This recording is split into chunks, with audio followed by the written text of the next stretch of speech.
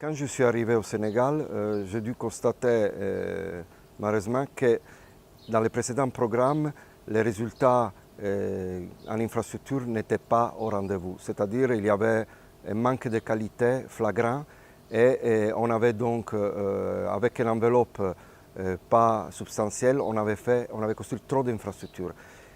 C'est de là qu'on est parti pour donc, améliorer la qualité des infrastructures avec un cadre d'exécution différent et surtout en diminuant le nombre d'infrastructures parce que les prix par mètre carré étaient trop bas et donc ils ne pouvaient pas mener à attribuer à des entreprises structurées et avec du cadrage d'exécution et des moyens suffisants, soit logistiques qu'humains. Et donc c'est de là qu'on est parti pour essayer voilà, de recadrer et de faire moins d'infrastructures avec une qualité supérieure. Donc il a été monté sur place une cellule infrastructure qui a pu réaliser ces infrastructures en tant que maîtrise d'ouvrage déléguée. Donc l'État nous a confié à l'Agence de coopération luxembourgeoise en effet la gestion et la réalisation de ces infrastructures. J'ai pu donc assumer des ingénieurs locaux à travers du recrutement, à travers le lancement d'un appel à manifestation d'intérêt. Et avec la constitution de cette cellule, on a pu donc faire réaliser toutes les étapes à partir de la pré-programmation architecturale, la programmation architecturale, la conception donc, de l'ouvrage et son exécution, avec des matériaux locaux qui sont adaptés au climat donc, local et en plus où il n'y a pas besoin pratiquement de transport. Donc en effet, c'est des matériaux qui nous donnent la possibilité d'économiser du point de vue énergétique et du point de vue voilà, empreinte fossile. Donc l'architecte a choisi par exemple un concept qu'on utilise en architecture, c'est le concept de peigne, c'est-à-dire qu'il y a un axe principal et il y a des axes secondaires selon lesquels il a pu faire évoluer des coursives. On a utilisé des doubles toitures. On a utilisé une toiture qui peut s'assimiler à un faux plafond, mais c'est une toiture en boussette. Donc toujours construite avec la BTC, avec le bloc intercompressé, et une toiture au-dessus qui est une toiture en tôle et qui est en même temps réfléchissante parce qu'elle réfléchit les rayons du soleil et permet au vent dominant, au vent traversant, de créer une lame d'air.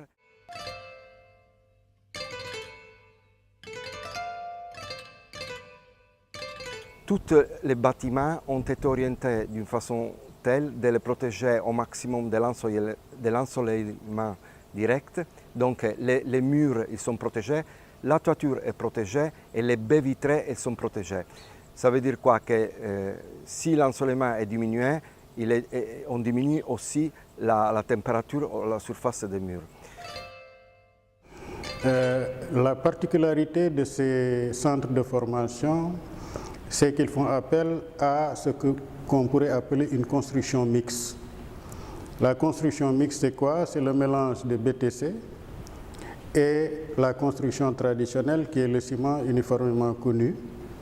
Nous avons la première phase qui consiste à modéliser, ce que j'appelle modélisation du BTC, qui est laissé en l'état, donc arriver à faire ce qu'on appelle les schémas qui permettent d'aboutir à l'exécution et à les faire valider par l'autorité.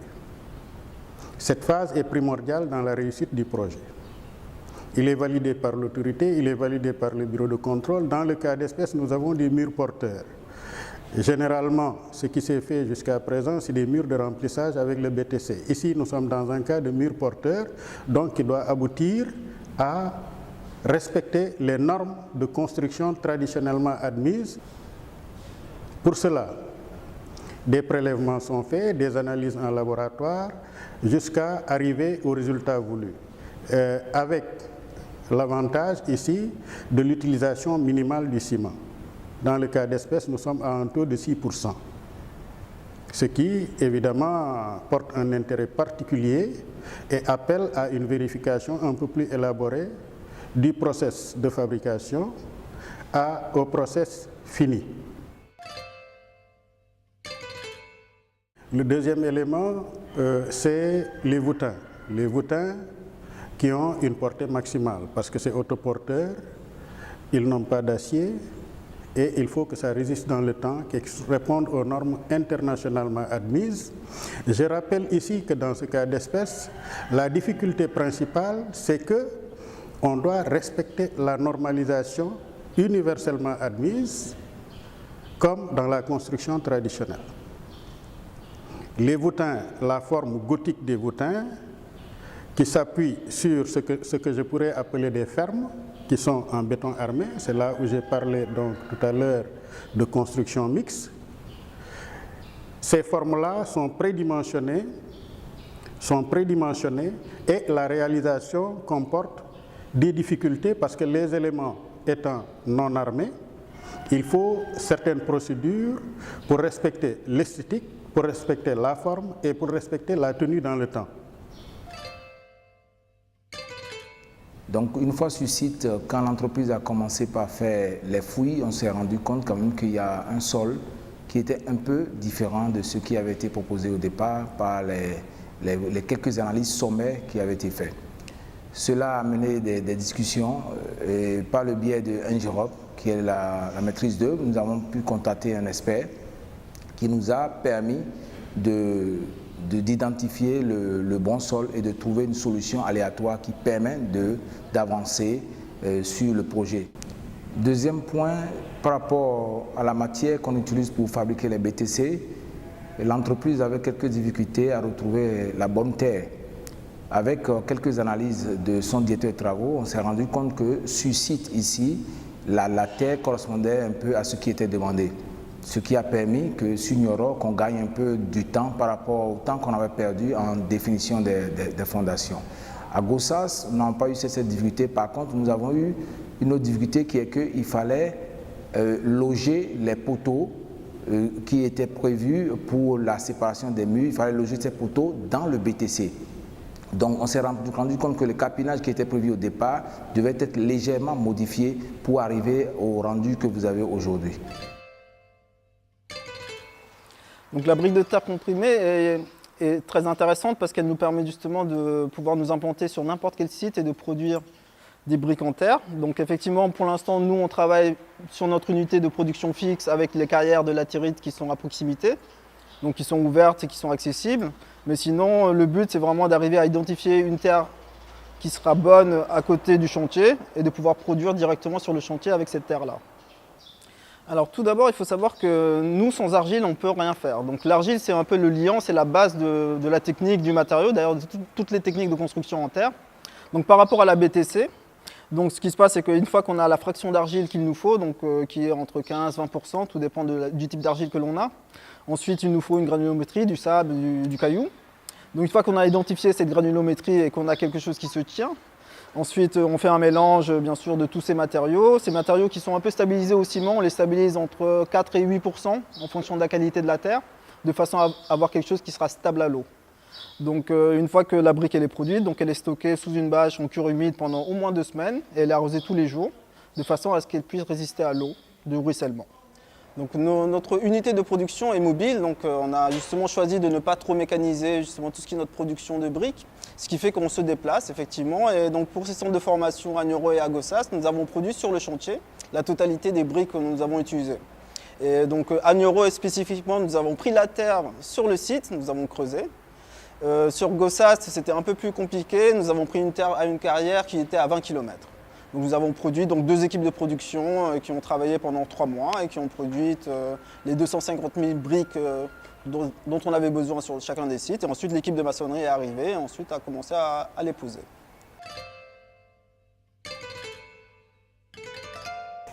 On a essayé de créer des espaces verts aussi pour créer un microclimat et donc améliorer aussi le confort thermique. Le fait de pouvoir économiser de l'énergie, elle va seulement diminuer la facture d'électricité. De ce fait, on a opté pour une solution de rafraîchissement adiabatique. Je bien dit rafraîchissement. Ce n'est pas une climatisation classique, donc ce n'est pas de l'air climatisé, c'est de l'air rafraîchi. C'est une solution qui adopte juste une pompe à eau, un ventilateur, et c'est la seule chose qui... bon, il y a une électrobanne, et c'est la seule chose qui consomment de l'énergie. Donc il n'y a pas de fluide frigorigène, il n'y a pas de compresseur, il y a une consommation qui est un dixième d'une solution classique. Ces centres ont été conçus pour la mobilité réduite, c'est-à-dire que tous les centres sont accessibles au PMR. Il y a des rampes qui permettent aux PMR, donc les personnes à mobilité réduite, de pouvoir accéder dans tous les locaux et aussi dans les toilettes. Les centres de formation professionnelle Gossas, on parle d'une surface couverte d'environ 2300-2400 m². Et on parle pour les centres de formation professionnelle de Nioro d'une surface couverte de 2900 m². Pourquoi? Parce qu'à Nioro, en plus, il y a des filières, que c'est la filière agri-élevage, donc il y a deux bâtiments, en plus, une filière agri-élevage où il y a un bâtiment poulailler et un bâtiment pour les bovins, donc une étable, ce qui augmente les surfaces. Donc aujourd'hui, ce qu'on va donner à l'État, je crois, à l'État sénégalais, au ministère de la Formation, c'est des centres qui sont construits, totalement construits, avec donc des équipements techniques assez innovants et avec des équipements de cuisine qui sont aussi de très bonne qualité, car c'est tout de l'inox, donc durable, et qui permettra aux usagers de pouvoir avoir un entretien et une maintenance assez facile.